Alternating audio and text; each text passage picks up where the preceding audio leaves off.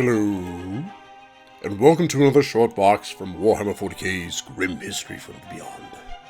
I'm Zeckthar, and for the next few weeks we'll be talking about the Unification Wars.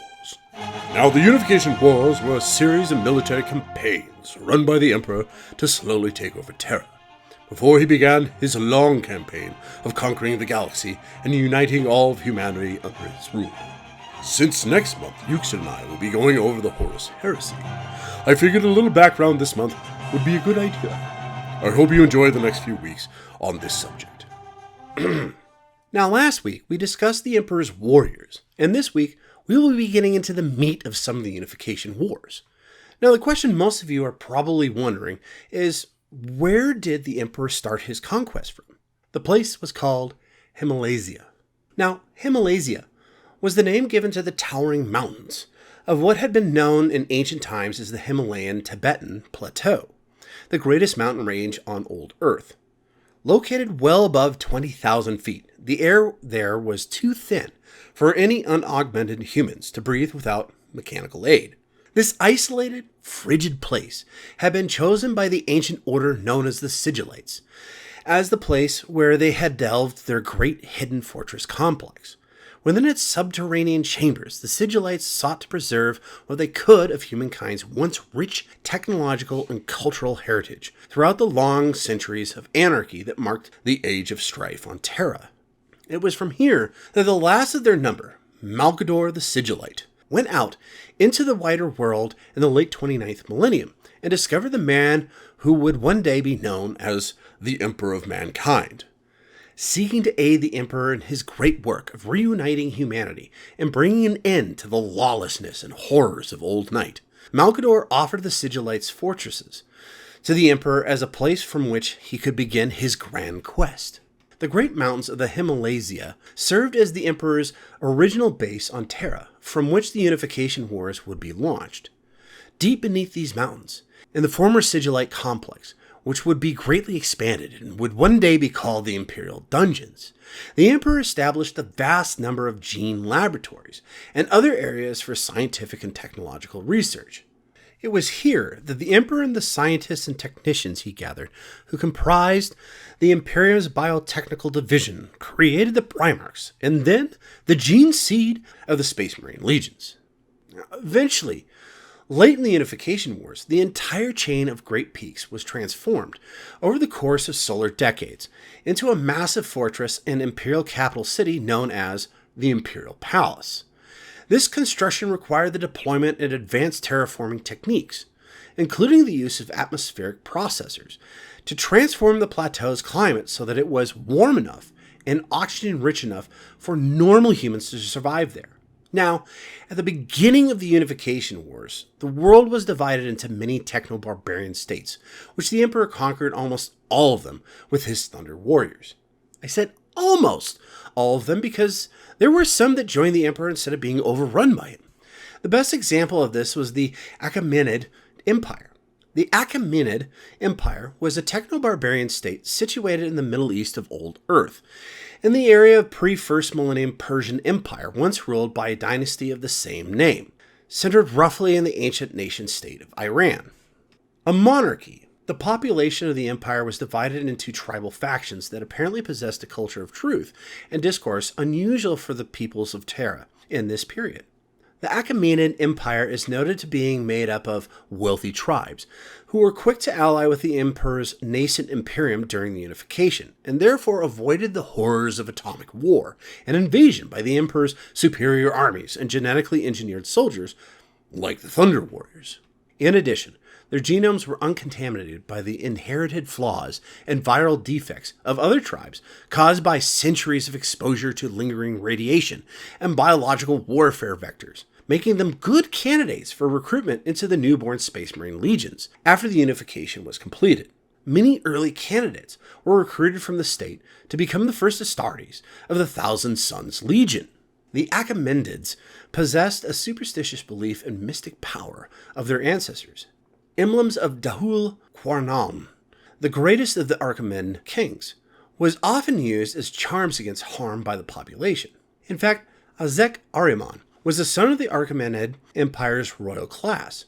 Another group known as the Albians also did not face obliteration from the Emperor, but for different reasons. Albia, sometimes called Old Albia, was a Techno-Barbarian state of Old Earth during the Unification Wars. Bordering northern Atlan, and known for its ancient warlike clans, the regions of Albia consisted of towering soot-blackened castrum cities. Evidence suggests that Albia is located in the area of the British Isles. The main reason is it was said that the great dramaturge Shakespeare, also known to us as William Shakespeare, and Marlowe, known as Christopher Marlowe, hailed from Old Albia, providing clear evidence that Old Albia was indeed some portion of the British Isles. Albia is known to have clashed frequently with the Pan-Pacific Empire when it was under the rule of the Unspeakable King, and was aided by the forces of the Emperor in this conflict. However, the Albians eventually refused to kneel before the Emperor and met his Thunder Warriors with their own proto-dreadnoughts and armored Ironside clan warriors. In battle after battle, the Albians managed to hold back the Emperor's forces, but only at staggering cost to their defenders. As a result, this Techno-Barbarian state presented a considerable challenge to the forces of the Emperor during the Unification Wars. So much so that the Emperor, impressed by the determined, brutal resistance of the state's defenders, decided to end the fight and take Albia through negotiations.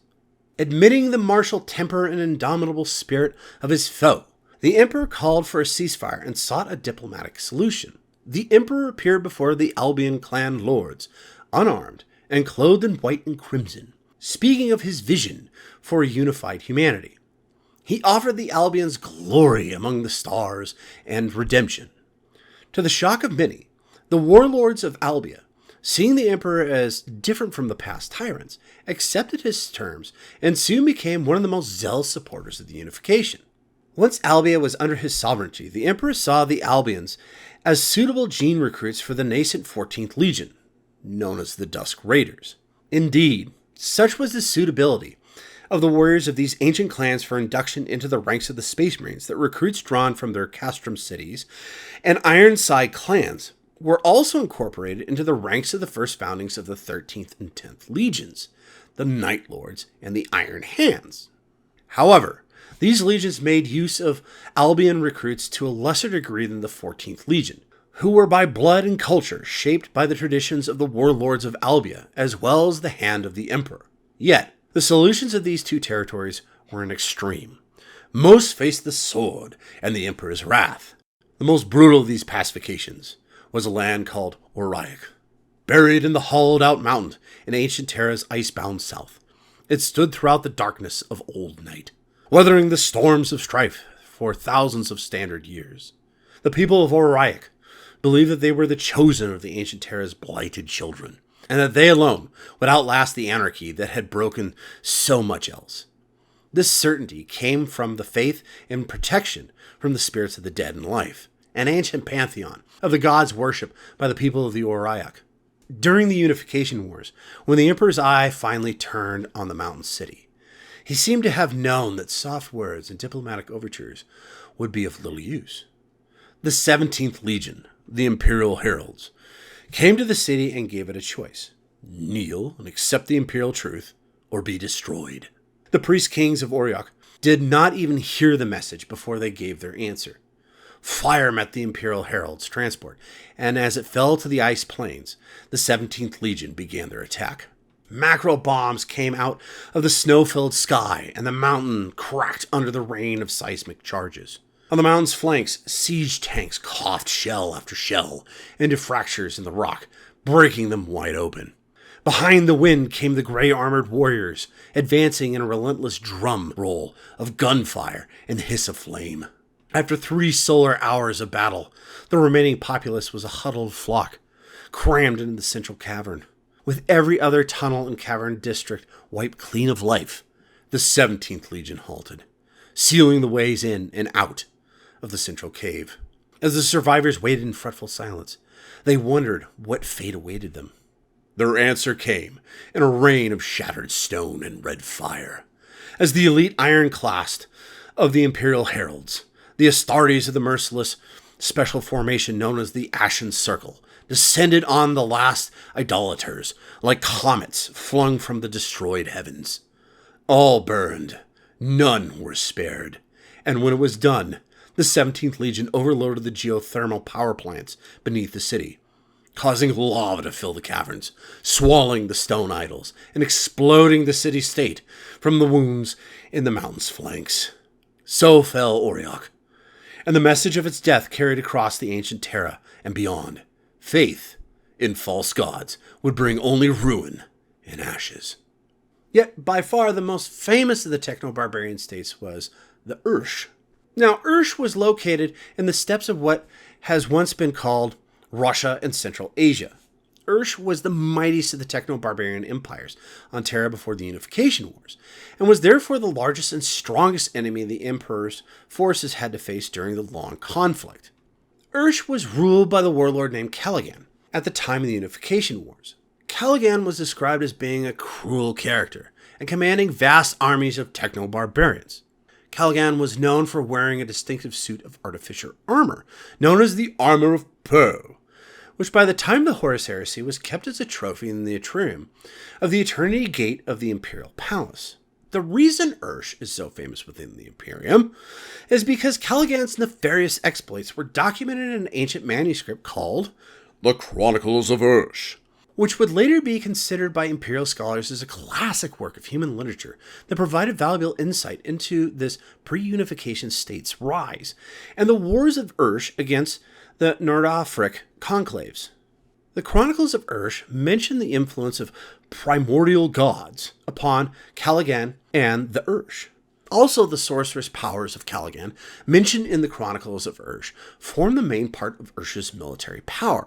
As such, it is highly likely that the Chaos Gods were the true lords of Ursh, and Caligan was merely one of their puppets, manipulated to do their bidding. Despite their influence and favor, the Dark Gods failed to save Caligan when he faced the forces of the Emperor of Mankind, which eventually resulted in the defeat of Ursh and Caligan's death. Well, folks, that's all the time we have for today. Tune in next week as we discuss one of the more interesting people in the Emperor's life, Malcator the Sigillite. If you enjoyed this Vox, please like, follow, subscribe, and comment. Also, feel free to check out our new shop where you can get some merchandise from the channel. Well, that'd be it. Have a great day. And as always, until next time, this is Zeckthar, signing off.